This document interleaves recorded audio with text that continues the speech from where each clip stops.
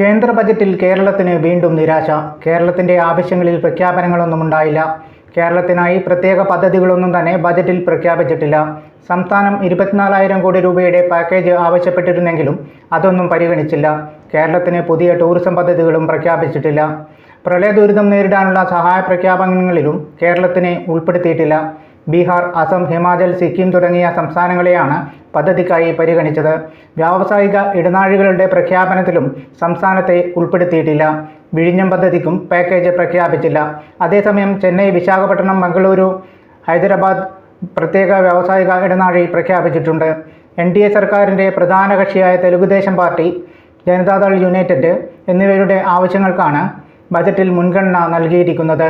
ബീഹാർ, ആന്ധ്രാപ്രദേശ് സർക്കാരുകൾക്ക് പ്രത്യേക പദവി ഉൾപ്പെടെയുള്ള ആവശ്യങ്ങളായിരുന്നു സർക്കാർ രൂപീകരണ വേളയിൽ ചന്ദ്രബാബു നായിഡുവും നിതീഷ് കുമാറും മുന്നോട്ട് വെച്ചത്. എന്നാൽ പ്രത്യേക പദവികൾ നൽകിയിട്ടില്ലെങ്കിലും വലിയ പദ്ധതികളാണ് ഇരു സംസ്ഥാനങ്ങൾക്കും ബജറ്റിൽ പ്രഖ്യാപിച്ചിരിക്കുന്നത്. ബീഹാറിന് 26,000 കോടി രൂപയുടെ അടിസ്ഥാന സൗകര്യ വികസന പദ്ധതി, 11,500 കോടി രൂപയുടെ പ്രളയ സഹായം, വിമാനത്താവളം, മെഡിക്കൽ കോളേജ്, 2 നക്ഷത്ര ഇടനാഴികൾ എന്നിവയടക്കം ഏതാണ്ട് 50,000 കോടി രൂപയുടെ പദ്ധതികളാണ് ധനമന്ത്രി പ്രഖ്യാപിച്ചത്. അതേസമയം ആന്ധ്രാപ്രദേശിന് നടപ്പ് സാമ്പത്തിക വർഷത്തിൽ 15,000 കോടി രൂപയും വരുംനാളുകളിൽ പ്രത്യേക ധനസഹായവും ബജറ്റിൽ പ്രഖ്യാപിച്ചു.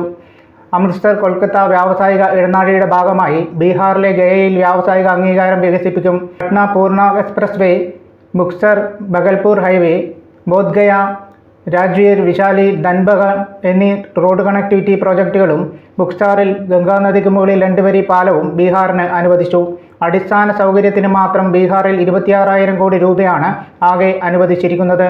ബീഹാറിൽ വിമാനത്താവളവും മെഡിക്കൽ കോളേജും പ്രഖ്യാപിച്ചു. ബീഹാറിന് പ്രളയ സഹായ പാക്കേജായി 11,500 രൂപയും പ്രഖ്യാപിച്ചു. ആന്ധ്രാപ്രദേശിൻ്റെ തലസ്ഥാനമായ അമരാവതിയുടെ വികസനത്തിന് 15,000 കോടി രൂപയും അനുവദിച്ചു. ഇതിനു പുറമെ ബഹുമുഖ ഫണ്ടിംഗ് ഏജൻസികളിൽ നിന്നും പണം പിരിച്ച് കേന്ദ്രം വഴി നൽകുമെന്നും നിർമ്മല സീതാരാമൻ ബജറ്റിലൂടെ അവതരിപ്പിച്ചു.